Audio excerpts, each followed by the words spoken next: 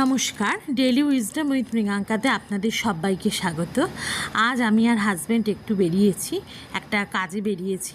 আর সেখান থেকে কিন্তু আমরা যাব ব্লাউজ বানাতে দেওয়ার জন্য। আমার কিছু ব্লাউজ আছে আর শাড়িও কিছু ফলস পিকো করাবো বলে অনেক দিন ধরেই ভাবছিলাম, কিন্তু আর যাওয়া হয়ে ওঠেনি। তাই আজকে কিন্তু সেই সবগুলো নিয়ে গেছিলাম, যেহেতু যে কাজটা আছে সেটা করতে বেশিক্ষণ সময় লাগবে না, আর একই পথে যেহেতু আছে তাই সেই কাজটাও কিন্তু করে নেব। আর এখানে সব কিছু বানাতে দেওয়ার পর কিন্তু আমি আর হাজব্যান্ড মিলে একটু চা খেলাম, যেহেতু অলরেডি বিকেলবেলা হয়ে গেছে। তাই হাজব্যান্ড বললো চলো একটু চা খাই, তাহলে আমিও বললাম হ্যাঁ চলো তাহলে একটু খাই। আর একটা রেস্টুরেন্টে রোল বানাতে দিতে বলে গেছিলাম যে আপনারা বানান, আমরা কিছুক্ষণের মধ্যেই আসছি। ততক্ষণে কিন্তু আমরা চাটাও খেয়ে নিলাম। আমাদের চা খাওয়া হয়ে গেছে, এবার যাব রোলটাকে নিতে, কারণ এইসব করতে করতে কিন্তু একটু খিদেও পেয়ে গেছে। রোলটা রাস্তায় খাবো না, বাড়ি গিয়ে খাবো। তাই এখানে কিন্তু দেখো চিকেন রোল বানাতে বলে গেছিলাম, দাদা অলরেডি রেডি করে ফেলেছে। এবার কিন্তু রোলটাকে নিয়ে আমরা বাড়ির দিকে যাব, কারণ কিয়ান বাড়িতেই রয়েছে।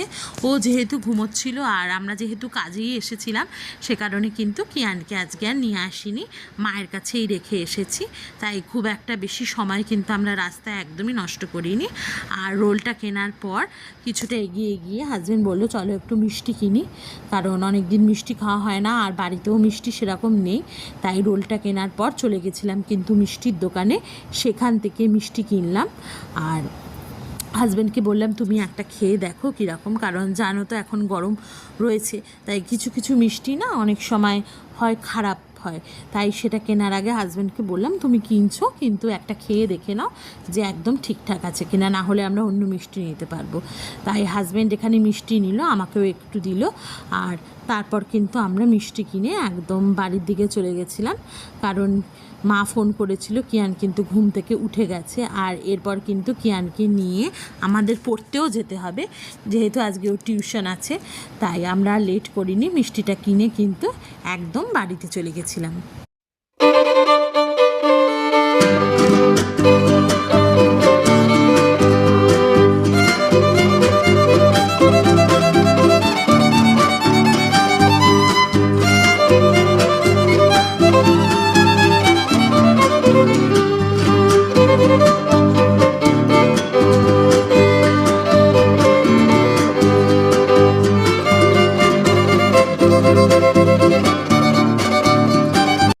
আর এদিকে দেখো বাড়িতে চলে এসেছি, কিয়ান এখনও শুয়ে রয়েছে, কারণ কিয়ানের ম্যাম ফোন করেছিল আজকে ম্যামের একটু অসুবিধা আছে, সে কারণে কিয়ান পড়াতে পারবে না। তাই ওকে আর এসে আজকে ঘুম থেকে তুলিনি।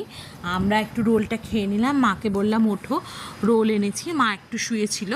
তারপর আমরা রোলটা খেলাম। আর যেহেতু আজকে ক্যারাটেও আছে কিয়ানের, সে কারণে কিন্তু কিয়ানকে আমরা রেডি করে নিলাম ঘুম থেকে তোলার পর। আর তারপর কিন্তু কিয়ানকে নিয়ে চলে গেছিলাম ক্যারাটেতে, কারণ স্কুল থেকে এসে কিয়ান ঘুমিয়ে পড়েছিল। আর যেহেতু ভেবেছিলাম পড়া আছে আর কিয়ানকে তাড়াতাড়ি তুলতে হবে, কিন্তু কিয়ানকে আর তুলিনি, কারণ যেহেতু ম্যাম পড়ানো ক্যান্সেল করলো। তাই আমি ওর বাবাকে বললাম থাক আর একটু ঘুমো, তারপর কিন্তু কিয়ানকে নিয়ে আমরা ক্যারাটেতে যাব। আর কিয়ান অলরেডি ক্যারাটের এখানে চলেও এসেছে। আমি কিয়ানকে কিছুক্ষণ নিয়ে বসলাম, কারণ এখনও ক্লাস শেষ হতে দেরিই রয়েছে। আর তারপর আমরা বন্ধুবান্ধব মিলে একটু গল্পগুজব করলাম। আর তারপর কিয়ানের ক্যারাটে ক্লাস শেষ হওয়ার পর কিন্তু আমরা বাড়িতে চলে গেছি। আজ তোমাদের সঙ্গে আর বেশি কিছু শেয়ার করলাম না, আশা করি তোমাদের ভিডিওটা ভালো লেগেছে।